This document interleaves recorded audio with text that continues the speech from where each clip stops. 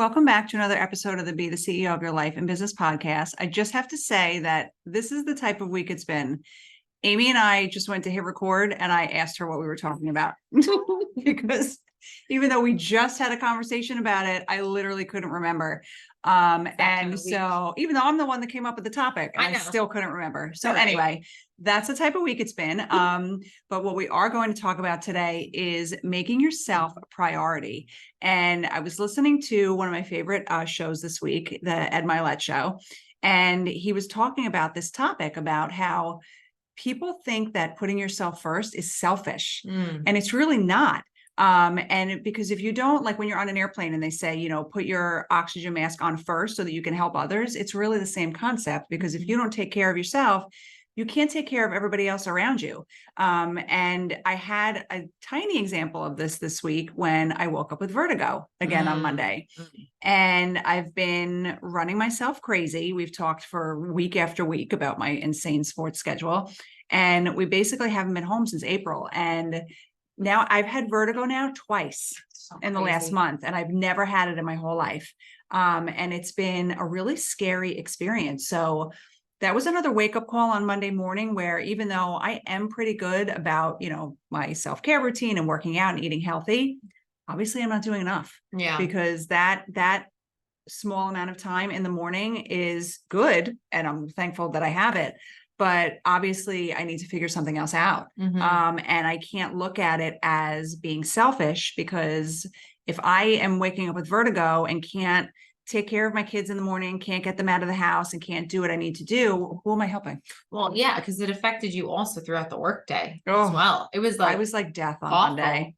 Yeah. And it's tough too, because, you know, you think like, oh, I just got to plow through this. And like, right. There's some times where you have like a runny nose and you're like, okay, I don't need a sick day for this. Like I can plow through this one.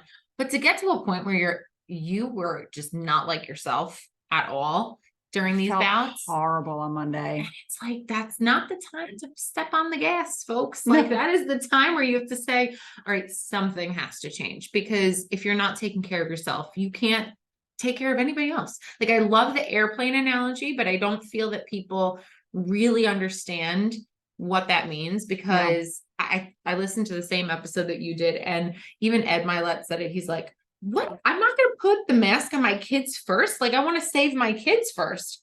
But then it's like, well, what happens in those split seconds where you're trying to fumble to put it on your kids and something else happens to you in the meantime? It's like, no, do it for yourself first and then take care of the ones around you. You know, I feel like maybe the last 10 years or so are really catching up with me, because since my kids were little, it's always been like a rat race.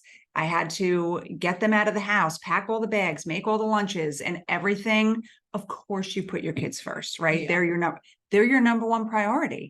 And so, you know, but you can get lost in that. Yeah. Because they have been so much so my number one priority, even with my morning routine, that I really burned myself out. Yeah. Just totally burned myself out. Yeah. And it's funny that you say that, because I remember, and I think we've talked about this like a really long time ago on this podcast, that there was a question, I think Mel Robbins, even before she was podcasting, had posed and was like, who is the number one or who are the number one priorities in your life? And you start listing off like your kids, your spouse, your business partners, your clients, your customers, all this stuff. And she's like, and if you have not listed yourself, you have failed. You have failed this question, because if you're not listing yourself as a priority, who's going to list you as a priority? Really? Like you have to take care of you. Can't wait for everybody else to come and save you or take care of you or do what needs to get done for you so that you can be your best for everybody else. The only things I really do for myself are I get up more in the morning and I do my journaling and my personal development. So I have my morning routine. Yeah. And I pack my food. And that's it. That's literally it. I know. It's like and crazy. If you sit back and think about all of the things that you do on a daily basis, how many of them are for you? Not that many. My list looks 0.5? just like yours. Yeah. My list looks just like yours. And that's a scary realization too, because like what you're going to burn yourself out to a point where you just can't be helpful for anybody. So think about that. If all you do for yourself is 0.5% of your day and the rest of the 99.5% is for everybody else, that 99.5% is not getting done if you cannot do it. And even if, but you leave, what is the phrase that you love about leaving the rest of yourself? What is that? What is that phrase that you There's love? a phrase of like, you need to, your family doesn't deserve the rest of you. They deserve the best of you. Yes. Right. In the context of like, you want to show up as best as you can for your family, but really like everybody deserves the best from you. They don't deserve what's left of you.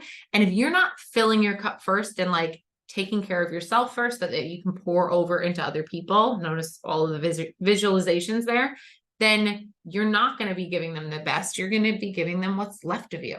And I feel like that's what I've always done, always given what's left, because I'm so busy, like just racing around doing everything for everybody else. Yeah. And not really doing anything for, like, I don't buy myself anything. I don't shop. I don't do anything. Yeah. And I'm always so busy, quote unquote, busy. Mm-hmm. But what am I doing for myself? Absolutely nothing. So, you know, and I don't even, up until recently, I really didn't even take time to sit with the kids and watch TV or just do nothing. Mm-hmm. And so last night I decided, it was just Kaylee and I, because Mike had taken, of course, the boy, as if we don't have enough baseball in our life. He took them to watch another team from our travel organization that was playing. I was like, goodbye, I'm not going. My kid's not playing. I'm not going. I'm very sorry. So I stayed home with Kaylee. And she was like, can you come sit with me while I paint at the kitchen table? And I was like, you know what? Amy, I had dishes in the sink, the laundry. I was thinking about the laundry I had to do and fold. And I was like, you know what? I'm just going to sit with her and hang out with her. And so we did that and we watched some TV and she was like, can I dance for you? And she was like dancing. It was so cute. But the old me would have been like, in a minute. Oh, and it would gosh. never happen. The old me, please. That was the me of like 2 days ago. Right. Right. Like, that was the me of 24 hours ago. Literally. And actually last night, now that you just mentioned that. So last night, we were all home. Thank the Lord. Okay. Joey and I were actually both in the same house with the kids at the same exact time. It was amazing. And we had dinner, pretty decent hour. And afterwards we were waiting for, Joey's family to come by and just visit for a little bit. And the kids have been loving to go outside after dinner and just like run around or sit on the front steps with us and like just be. And especially with all the storms and stuff we've had, it's just been kind of cool. So Joey was like, Aim, leave the dishes. Let's go sit outside with the kids and let's sit on the front porch. And do you know how much energy it took in me to be like, I have a sink full of dishes. The kitchen is disgusting. The bags aren't unpacked. Like everything that was just wrong. Right. We go outside and I was like, fine, I will sit out there, go outside. And the kids wanted to race in our front yard. And we have this really big pine tree in the front yard. And so Joey was like, all right, kids, you have to stand in the driveway, race around the pine tree, come back. And the first one to give me a high five wins. And it was the cutest thing. I know this all happened only because I was sitting there. The kids line up on the driveway. And then next thing you know, we say 3, 2, go, or 3, 2, 1, go. And Joseph comes running over to Joey to give him a high five first and like declares himself the winner, even though he didn't do anything in order. And it made us all belly laugh. It was so cute and it was so fun. And I would have missed it. Like I would have missed that. And it's like, hindsight. Yeah. Hindsight is a great teacher when things are like good and things like that happen. But I'm telling you, it was so worth it yesterday. And I needed the extra push from Joey to be like, stop what you're doing. Come outside with me and the kids. Why do you think it's so hard? Because we're so programmed to be in our routines and just get the things done. And what we also think is that like doing all of those things is somehow going to make us feel like we've checked off a box, and there's psychologically something so satisfying about checking off something on your to-do list, but you're exhausted. Like it always blows my mind when people just try to cram all of the things into one day, whether they're on vacation or just like their regular life, and think that that is like the best use of the time and that there's no blank space. There's no white space, which is ridiculous. But I'm subject to that too. And I remember this was a conversation that I have been, toying with and jumping in and out for years now. And it was first introduced to me by Emily Legg. She's the creator of the Yes. Simplified brand. My planner. So amazing. She wrote a few books also that I highly recommend, but she talked about the idea of white blank space in your calendar. Like, this woman creates planners and like academic calendars and like all of these other products for planning out your life for a living. And for her to be like, no, you need to plan blank space. You need to make sure that there is white space in your to-do list or in your agenda for the day. I'm like, all right, I'm missing something here, because I'm like, ooh, let's fill that puppy up, Me too. All I do is fill up my blank space, Right. but it's very hard for me to just sit. I can't, Yeah. it's very hard for me to sit and relax. Like last night I was sitting with Kaylee and she was so funny. She loves to dance and sing and stuff. And I was watching her and it was so cute. And in my head, I was like, okay, a couple more minutes and then I'm going to get up and I'm going to go get the laundry out of the dryer. I'm going to go. And I'm in my head, I'm like, why? Yeah. Why do I have to do that right now? And on the flip side of that is our kids are watching us and saying, oh, mom is choosing the laundry over spending time with me, Mhm. which that pill is really tough to swallow. You're like, oh, I really hope that my kids are not thinking that that stuff is more important than them, but you're making that choice, right? It's so hard to find that balance between like this. Obviously, at some point in time, this stuff has to get done. Yeah. Kaylee is literally the only one in the house that will affirmatively say to me, what can I do to help you? Mhm. She's a handful, but she's so good that way. She's going away with a friend this weekend Mhm. and I'm dying because I'm going to miss her. I want her to be home. But this morning she was like, who's going to help you this weekend? I'm not going to be here. And I was like, no one. You're going to send the boys out of the house, Right? like, see you later. She will say to me, can I help you? But I'm wondering, I said to her the other day, I said, Kaylee, when you get older, I don't want you to grow up and think that this is acceptable Yeah. because everybody that lives in the house should be helping. Yeah. You don't see that here and it's not right Mhm. because everybody lives here. Everybody should pitch in, but you shouldn't be the only one saying, how can I help you? Yeah. And if you're not going to be here this weekend, you're saying to me, who's going to help you? That's ridiculous. And going back to how we originally started this about putting yourself as a priority, this is also something that you can teach to your kids. This isn't something that you can teach to other people. I mean, even in the environment that we have, taking it to business for a second, we have one employee who she's just like, I don't need a break. I'm good. I'm just going to continue to plow through. Right. And I go downstairs now on Fridays in the summer, we let our office go at 2. And I go downstairs and it's like a little after 12 and she's like hanging out at at her desk. And I was like, have you taken a break today? Like, have you gotten up and moved from your desk? And she's like, I'm good. I got water. And she will not. And it's very funny because like we have to insist on it, but that's something that we build into the culture of like, you need to take a break. You need to step away. I think that it's part of our culture. I know. To just never stop. And because where we came from, taking a break was like, you can't do that. No, like what do you mean because there would be like a homing device. You're missing a billable minute. Yeah, please. And Amy and I obviously don't want to run our business that way. No. So I every day say to her, what time are you taking a break today? You have to get up from your desk and just go for a walk, like do something. Yeah. And she's like, I'm more of like an eat at my desk type of person. I was like, no, you need to get out. You can eat at your desk, but get up, go for a walk, do something for yourself. And it's almost like I feel like I'm speaking to myself. Yes. As well. Yes. Maybe. Because but I am the worst offender. You're the worst offender, actually. Yes, that's true. Because we both have said, I said this the other day. All of a sudden there were like storm clouds outside and I'm in a very bright, like light office. And I'm like, I look out the window. I'm like, when did that happen? Like, I'm not even paying attention to anything happening around me because I'm just so consumed with what I have on my plate.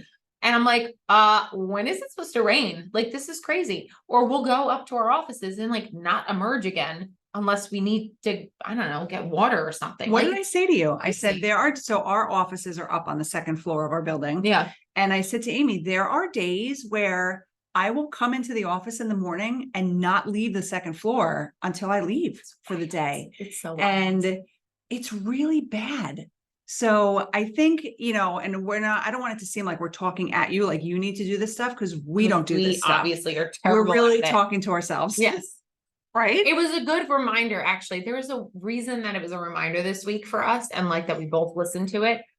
Actually, I listened to it without even Laura prompting me, because she's normally like, did you listen to this podcast? Did you hear this or whatever? And I listened to it because I saw it pop up on my podcast, and I was like, holy cow, I really do need a reminder about that, And the other thing that I actually noted for today's podcast to talk about is, could you just imagine what it would be like if everybody did put themselves as a priority? Not in this selfish, like one track mind, I'm only going to care about myself.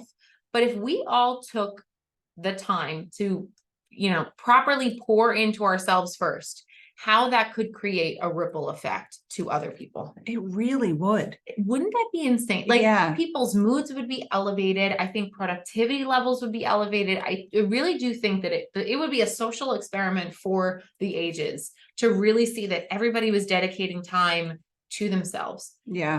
And I think, unfortunately, you hit it on the head there when you said that it's the kind of culture we have. Like, we are still, even post-pandemic, even post chaos, right? And the scare that had reverberated throughout our, entire country, world, everywhere. Yeah. And how important precious time and health are. It didn't make the lasting effect that I thought that it would. I agree with you. I feel like we're starting to slip back into like that, hustle Constant and grind, on the go. Gotta be on the go culture. I don't know why that is. But it actually felt really good to kind of take like a pause and like realize that the pace of life does not have to be as hurried. Like, you can take time for yourself. You can carve out, a manicure, pedicure appointment, a random trip to a mall to buy yourself something nice. You can do all of those things. We just choose not to. Do you remember when I did coaching sessions with Carol Lowenthal? Yes. And I don't know if you remember what she said to me. No. Do you remember what she said to me about my morning routine, working out in the morning? Oh, that it's not She really was like, that's not time for yourself. That's not self-care, right? And I was so horrified by that comment, and I almost fell out of my chair. I was like, what do you mean? I kind of understand what she was saying, although I don't agree with it 100%, because I think part of self-care is making sure you're doing those things, working out, eating right. Like, obviously that's part of taking care of yourself. But I know what she means. But my limited time in the morning racing around trying to get my workout in and my morning routine, while yes, it is amazing for me mentally and I can't live without it, I think there's so much more to taking care of yourself. I also think it's because we go out of our way to find a time that it wouldn't affect anybody else. Yes. If you really are pouring into yourself, I think this is where she's heading with it. If you're really pouring into yourself and you're really taking the time to put yourself as a priority, you do it at a time that makes other people uncomfortable or inconvenienced just for a moment. Really. Yeah. Because I'm inconveniencing my sleep by Right. waking up at 5 o'clock in the morning, but I do it because then I know 9 times out of 10, nobody's going to interrupt me. But that's also me racing against the clock to make sure that I finish my self-care routine before somebody else needs me. Yeah. So that I can be fully present for that. Right. So I think there's a gray area there. Like, I kind of get where she's going with that of like, you're not inconveniencing everybody else. Yeah. And I mean, so there's just so much more, I think, that I'm learning now to self-care than obviously it's so important what we do every morning. But there's so much more to it. And so I think what we'd like everybody to take away is take a look at your life, and are you even on your own priority list? Yeah. Because there have been many times where I have not been. Even after I woke up on Monday, this bout of vertigo was not as bad as a couple of weeks ago. I was actually able to walk, which was a good thing. But it was pretty good. I mean, it was much better than last time, but I knew I needed to take a step back. Yeah. So Tuesday morning, Wednesday morning, I just stayed in bed and I slept like an extra hour. because that's what my body needed. And I think part of making yourself a priority is listening to yourself, like Yeah. actually thinking about, what do I need? Yeah. I many days I'm like, I don't even know what I need. I agree with you. I think it's taking the time to think about it. And of course, that sounds so counterintuitive to people to like actually take a pause and take a beat and really evaluate it. But I think that when you do and you start to realize, that 0.5% of your day that you're spending on yourself versus the monstrous, mound of things that you're doing for everybody else is going to be a real like shock to a lot of people. Yeah, definitely. So take some time, think about whether you're even on your own priority list. And if you're not, think about, even if it's the smallest ways that you can do something to get yourself on that list. We hope these tips were helpful. We thank you for spending time with us, and we'll talk to you on the next episode.